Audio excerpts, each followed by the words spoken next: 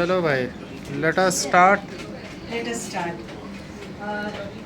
आज 9 अगस्त विश्व आदिवासी दिवस के मौके पर हमारे यहाँ दिल्ली में मेहरौली में सभी मेहमानों को, आगंतुकों को, सभी को मेरा जोहार। जोहार। आज हमारे इस शुभ अवसर पर बच्चे कुछ हमारे आदिवासी समाज और आदिवासी की संस्कृति, आदिवासी के इतिहास के बारे में कुछ छोटी छोटी बातों को रखेंगे। तो आज हम लोग इसका शुभारंभ करते हैं। तो इसके लिए आमंत्रित करते हुए टेरेली आप शुरू करेंगे।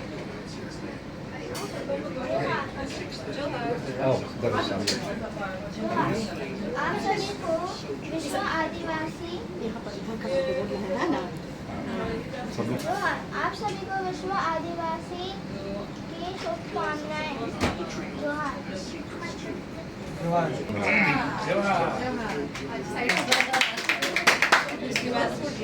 आगे अब चांदी आपको बताएगी अंग्रेजी में हमने क्यों आदिवासी दिवस बनाते हैं। हम इन बुट्टे से तो हिंडोरे मन के जोहार।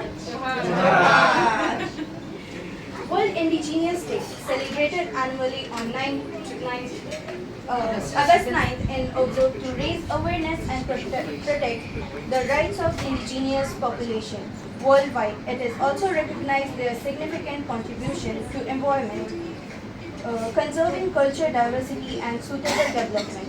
The commemorate the first meeting of the UN Worker Group on the Indigenous People in 1980. Here, more detailed explanation. Raise awareness. The day serves as a platform to highlight the changes faced by indigenous people, including migrations, human rights violence, and threat to their land, culture, and traditional way of life.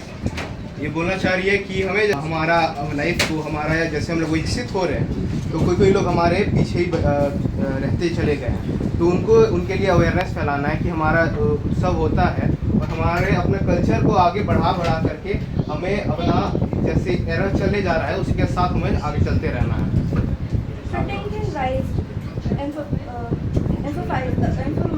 The importance of upholding indigenous people right to self-determination, culture, preventions and case to resources. हमारा rights, अब हमारा human rights भी होता है और हमारे कुछ साल पहले हमारे लिए ट्राइबल राइट्स भी बना गया था, जिसमें हम लोग को दिया जाता है परमिशन कि हम अपना जंगल में रहते हैं, तो उससे हम लोग ऐसे रिसोर्सेज इस्तेमाल करते हैं, तो हम लोग को उसका अधिकार दिया गया है कि हम उस जंगल के साथ कोएग्जिस्ट करके उसका रिसोर्सेज इस्तेमाल कर सकें। World Indigenous Day acknowledges the valued role indigenous communities play is preserve biodiversity, traditional knowledge and suitable development practices. हमारा कंट्रीब्यूशन क्या है दुनिया में, हम लोग कितने सालों से आए रहते हैं और हम लोग मदर नेचर के साथ कितना अच्छा से रहे हैं, कितना सालों से विदाउट पॉल्यूशन हमारा कम्युनिटी रहा है, हम लोग का पूरा ढेर सारा जनरेशन से रहा है विदाउट पोल्यूशन। और ऐसे अगर हम लोग ये सस्टेनेबल एक प्रैक्टिस है जिससे हम लोग आगे फ्यूचर में अपना अर्थ को प्रिजर्व कर सकते हैं। Promoting diversity, the day celebrated rich diversity of indigenous culture, language worldwide, fostering a more inclusive global community. हमारा डाइवर्सिटी तो बहुत है, जैसे हम लोग कोई मुंडास हैं, कोई संथाल्स हो गए, असम में कोई और हो गया, सब लोग इंडिजिनस पीपल होते हैं, ठीक ना, और सबके लिए उनका दिवस यही मनाया गया है क्योंकि सब हम लोग पहले पुराने ज़माने से अभी तक पूरा अपना कल्चर को उठाते आए हैं और यही हम लोग को आगे बढ़ाते चले जाना है। Commemorating the UN Worker Group, the date August 9 was chosen to mark the first meeting of UN Worker Group on indigenous populations, which played a crucial role in raising awareness and advocating for indigenous rights at the international level.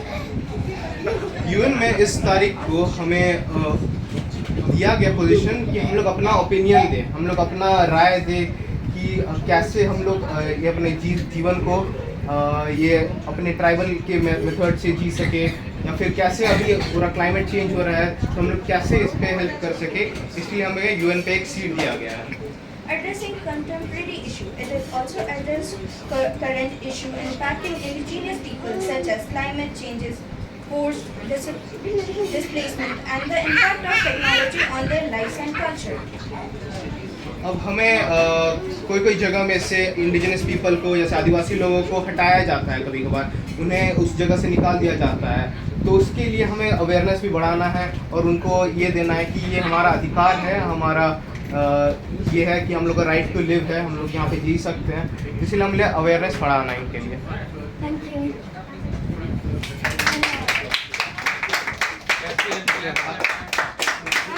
Going to talk about Birsa Munda. Birsa Munda was born on November 15, 1857 in Khuti district, Jharkhand, in the Munda tribe, an indigenous community of Chota Nagpur plateau.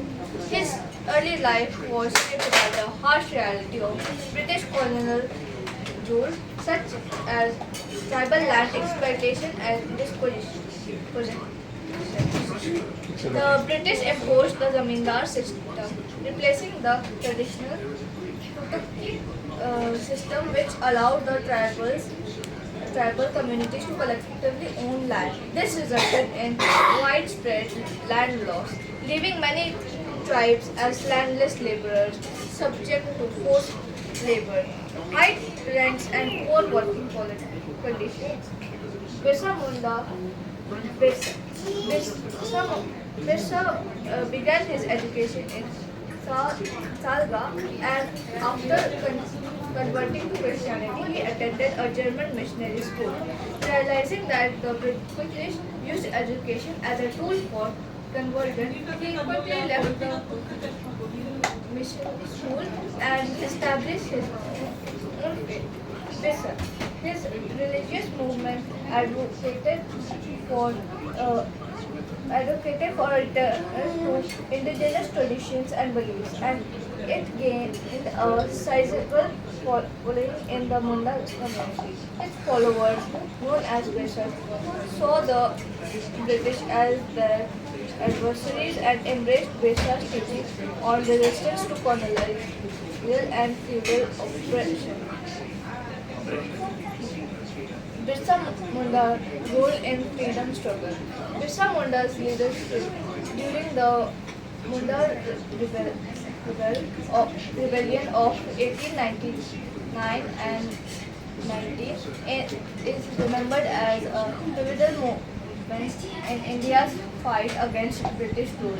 They advocated for tribal rights. Birsa strongly opposed land disposition and advocated for tribal land rights, influencing the Chota Nagpur Tenancy Act of 1908, which prohibited the transfer of tribal lands to non-tribals and recognized traditional community rights over land, water, and forest.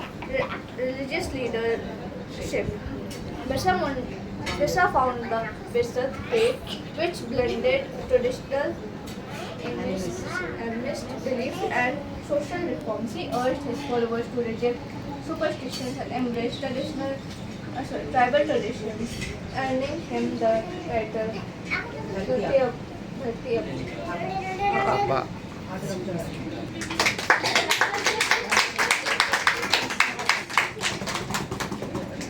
अब इधर इधर इधर देखो।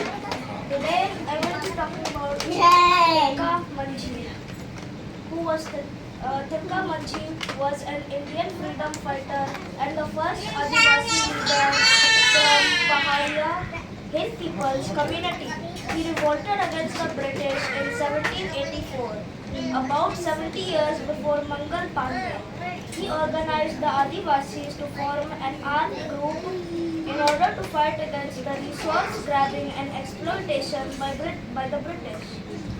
Famine in the Santhal region. There was a severe famine in the Santhal region in 1770, due to which people were dying of hunger. To save the people, Tilka Manjhi looted the treasury of the company and distributed it among them. Many other tribals also joined the rebellion. After After getting inspired from this noble act of Tilka, with this loot the revolt of the Santhal started. He continued to attack the British and their psychopathic allies. From 1771 to 1784, he never surrendered. Attack on Augustus Cleveland. Tilka Manji attacked Augustus Cleveland, who was an East India Company administrator. Tilka fatally wounded him. Following this incident, the British surrounded the Tillapore forest, from which Tilka operated. He was caught in 1784 and was tied to the tail of a horse. He was dragged around the collector's residence at Bhagalpur in Bihar. His torn body was hung from a banyan tree, the statue of Tilka Manji. After Indian independence, a statue of Tilka Manji was erected at the spot where he was hanged. It is the nearby residence of SP Bhagalpur and has been named after him. Bhagalpur University is also named as Tilka Manji Bhagalpur University. Augustus Cleveland. जोहार, आज मैं आपको ताना भगत के बारे में बताना चाहता हूँ।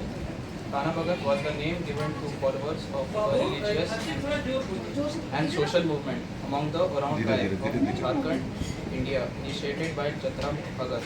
The movement, also known as the Tana Bhagat movement, aimed to reform Oraon society by promoting a Gandhian way of life and rejecting traditional practices like spirit worship and animal sacrifice.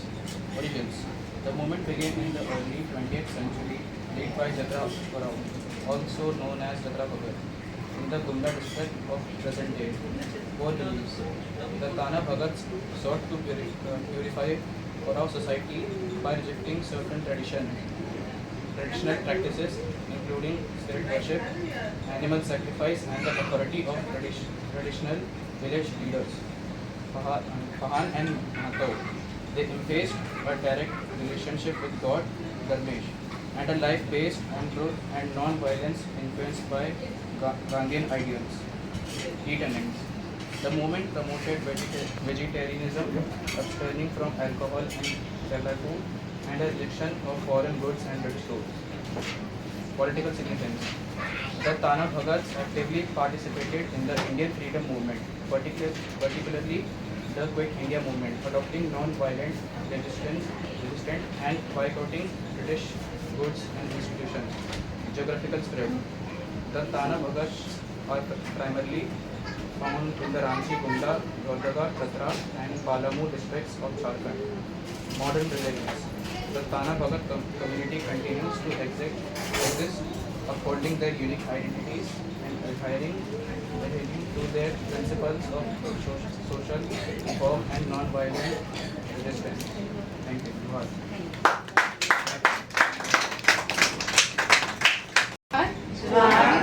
विश्व आदिवासी दिवस की सबको शुभकामनाएं।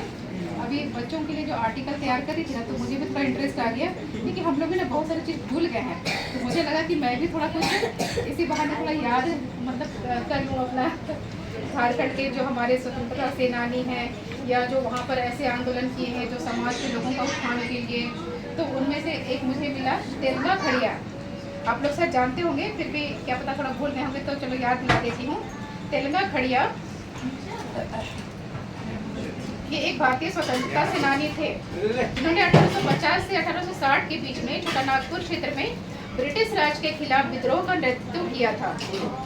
और तेलंगा खड़िया का जन्म 9 फरवरी 1806 को झारखंड राज्य के गुमला जिले के मुरगू गांव में हुआ था।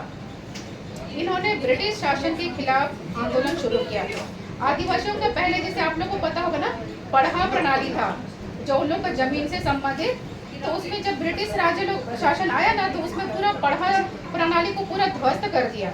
इन्होंने पूरा अपना नियम लगा दिया। तो इन लोगों का जो जमीन से संबंधित जो इन लोगों का सामाजिक संरचना भी पूरा ध्वस्त होने लगा आदिवासियों का। तो तो क्या किया, इसके लिए इन्होंने जो तेलंगा खड़िया ने शुरुआत किया।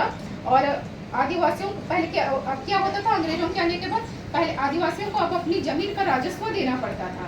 और बहुत सालों से वो अपनी ज़मीन पर खेती कर रहे हैं, लेकिन अंग्रेजों के आने के बाद उन लोगों को इसी ज़मीन पर राजस्व देना पड़ा। और जब वो राजस्व का भुगतान नहीं कर पाते थे तो वो क्या करते होता था, जमींदार उनका ज़मीन को हड़प लेता था। और उसके बाद फिर क्या होता था, वो उसके बाद अपनी ही ज़मीन में वो लोग ना मजदूर बन जाते थे, खेती और मजदूर की तरह वो काम करने को विवश हो जाते थे। उसके बाद फिर क्या दूसरा था कि साहूकार और जमींदार, उन लोगों ने भी आदिवासियों को बहुत सताया। जैसे वो क्या करते थे, उनके जो बिचौलिए होते थे, आम लोगों को लूटने का कोई भी मौका उन्होंने नहीं छोड़ा। वो क्या करते थे, जैसे गांव वालों को ऋण वगैरह देते थे, तो बेचारे लोग नहीं चुका पाते थे, तो फिर वही होता था उनके साथ कि उनकी जमीन उनके हाथ से निकल जाती थी। तो तेलंगा खड़िया ने देखा कि इतना अन्याय अत्याचार हो रहा है, तो उन्होंने इसके खिलाफ एक लड़ाई शुरू किया। और तेलंगा खड़िया ने सबसे पहले क्या किया, पंचायत बनाया। और उन्हें उसका जो कार्य क्षेत्र था बहुत बड़ा एरिया में, सिसई, गुमला, बसिया, सिमडेगा, कुम्हारी, कोलेबिरा, चैनपुर, महाबुआ और बानो क्षेत्र में उसने अपना पंचायत बनाया, लोगों को इकट्ठा किया और लोगों को समझाया कि हम लोग मतलब क्या करना है, कैसे अन्याय हो रहा है। तो उन्होंने इसका अखाड़ा नाम दिया और उन्होंने लोगों को अंग्रेजों से लड़ने के लिए हथियार चलाना सिखाया। और हमारा हथियार था वही तीर धनुष, तो तीर धनुष चलाने सिखाया। और उसके बाद फिर क्या हुआ, अब जैसे इसका ना प्रभाव बहुत बढ़ गया, लोग बहुत जागरूक होने लगे। और उसके बाद क्या हुआ कि काफ़ी इन लोगों का ना मतलब एक्टिविटी बढ़ गया और अंग्रेजों के खिलाफ जगह जगह इन लोगों ने अपना विद्रोह शुरू किया। तो अब अंग्रेज देख रहे हैं कि ये तेलंगा खड़िया तो बहुत ज़्यादा ये हो जा रहा है, एक्टिव हो रहा है, लोगों को बहुत जागरूक कर रहा है। तो उन्होंने ना षड्यंत्र रचा और उन्हीं के किसी मतलब कि कोई बिचौलिया ने मतलब कि एक बार किया था, कोई मीटिंग हो रही थी तो वहाँ पर ना इसको पकड़वा दिया। ये हुआ था कोई जंगल में, जगह का नाम मैं भूल गई। तो वहाँ पर उसके हाँ ये हो रहा था जलेबी घाट। अच्छा हाँ ठीक है, हाँ वहाँ पर। तो वहाँ पर क्या किया, उसको ना कोई बिचौलिया था, मतलब कोई उसने ना बता दिया, बिचौलिया ही बोलते थे ना कि जो इंडियन होता था और अंग्रेजों के लिए काम करता था ना, तो वो लोग लालच में आके हाँ मुखबिरी करता था और लालच में आकर के ना ऐसे मैसेज दे दिया कि यहाँ पर मीटिंग करेगा। तो उसको ना अंग्रेज लोग आकर के ना घेर लिए और पकड़ लिए उसको। तो अरे उसके बाद फिर क्या किया, उसको गिरफ्तार कर लिया और उसको ना लोहरदगा जेल में डाल दिया। फिर लोहरदगा के बाद फिर उसको कोलकाता जेल में डाल दिया। 18 साल का उसको कैद हुआ। उसके बाद क्या हुआ, 18 साल के बाद जब वो रिहा हो गया, आके उसने फिर से आंदोलन स्टार्ट किया, लोगों को फिर से जागरूक किया, जमा किया, क्योंकि उस समय तक फिर अत्याचार चालू चल ही रहा था। उसके बाद फिर क्या हुआ, फिर किसी मुखबिर ने एक बार क्या किया, ये किसी इधर जंगल में छुप के कहीं ऐसे अपना काम करता था। तो एक मुखबिर ने फिर बता दिया अंग्रेजों को कि भाई यहाँ पर ये सभा करने वाला है। तो फिर क्या किया, अंग्रेजों आ करके ना उसको घेर करके गोली मार दी। और उसके बाद फिर वो मर गया। तो मर गया क्या, तो फिर मर गया। उसके बाद ना उसके जो अनुयायी लोग थे उसका बॉडी को लेकर के वहाँ से मतलब ये करे, अंग्रेजों के हाथ में नहीं आने दिया उसका बॉडी को ले करके। फिर उन लोग चला गया गुमला जिले के कोई ढेडौली गाँव बोलते हैं, वहाँ पर उन लोगों को उसका ये को नहीं ढेडौली नहीं, गुमला जिले के सोसो में नीम टोली है गाँव में, वहाँ पर उसका शव को दफनाया गया। और उसको वहाँ पर भी लोगों के लिए बहुत एक तरह से दर्शनीय स्थल है वो। उसके बाद छोटा नागपुर के लोगों के द्वारा जो क्योंकि तेलंगा खड़िया ने बहुत काम किया था उसको बहुत याद करते हैं। और उसी के याद में तेलंगा जो खड़िया समुदाय है, हर साल जिस दिन उसका ये हुआ था, मृत्यु हुआ था 23 अप्रैल 1880 को, उस दिन उसको शहादत दिवस को याद करते हैं। और गुमला जिले के ढेडौली गाँव में एक हफ्ता तक वहाँ पर ये एक समारोह मेला चलता है, शहीद तेलंगा मेला बोलते हैं, वो मेला का आयोजन होता है। देखिए मुझे तो ये सब जो लोगों का भी स्मरण हो जाए और हमारा भी थोड़ा सा ये हो जाता है कि झारखंड के कितने हमारे पूर्वज लोगों ने कितना अत्याचार हुआ, उसके लिए कितना काम किया। आजकल के बच्चे लोग ना कुछ नहीं मतलब जानते हैं कि कितना हमारे आदिवासियों को कितना अत्याचार सहना पड़ा। हाँ, तो इसलिए मुझे लगता है कि बच्चों के लिए थोड़ा जानना ज़रूरी है, क्योंकि क्या हम आदिवासी हैं, क्या हैं, इस सब के लिए। सभी को बहुत बहुत धन्यवाद।